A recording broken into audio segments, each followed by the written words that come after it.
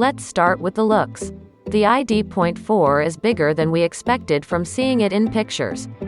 Ballpark, I'd put it at Ford Escape size, but lower and cooler looking. It's definitely not just a big Golf. The lines are sleek and the rear looks like a modern car, but the front gives away the tech.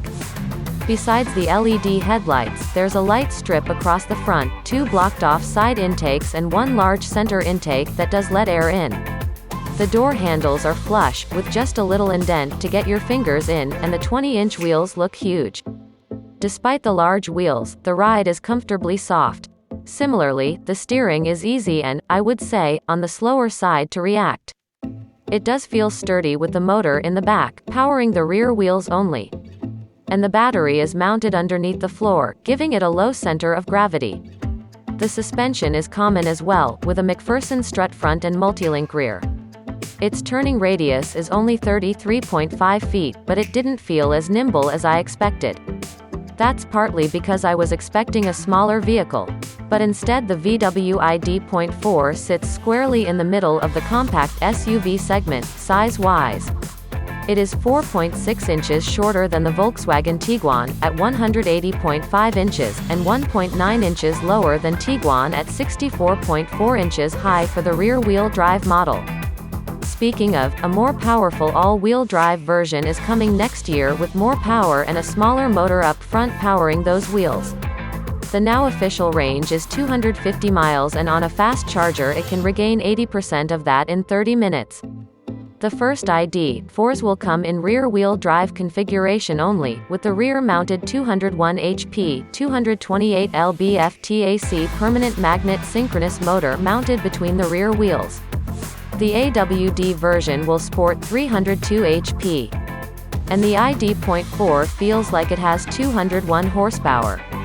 It's not slow off the line, but it isn't as quick as many of these new electric cars are, but that's how you get range with a mid-sized crossover.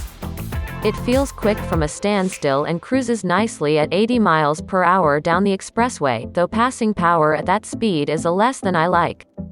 When it's time to slow down, the brakes feel flimsy and soft, without any real stopping power until you get 2/3 the way of pedal travel.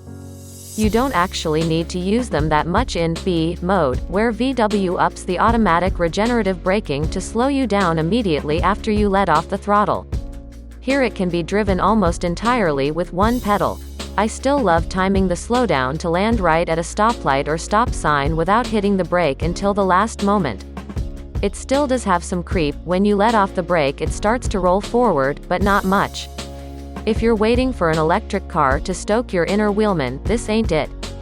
Potentially as important as the original Beetle, the 2021 Volkswagen ID.4 has finally been revealed. Joining the smaller Golf-sized ID.3 hatchback, the ID.4 is roughly sized between the Tiguan and Tiguan Allspace and will be the first fully electric midsize SUV sold globally. Australian sales are yet to be confirmed, however, though an eventual local debut seems likely. The ID.4 is an emotional all-rounder which will impress many customers with its efficient electric drive, generous amount of space, modern assist systems and powerful design, says Ralf Brandstatter, Chief Executive Officer of Volkswagen brand. As the first global electric car, this model will roll out our modular electric drive matrix platform that has been developed specifically for electric mobility the world over. Volkswagen is thus once again demonstrating its leading role in innovation, technology and quality on the high-volume market.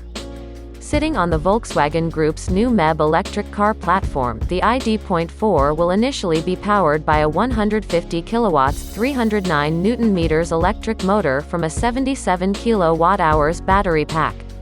This variant offers up to 520 kilometers of driving range, according to the new WLTP emissions tests.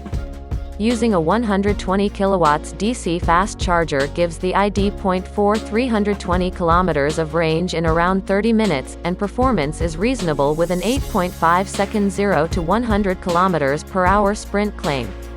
Later on, the ID.4 will adopt a second variant, a dual-motor all-wheel drive model that's expected to share its 225 kilowatts motor with the new Škoda Enyaq.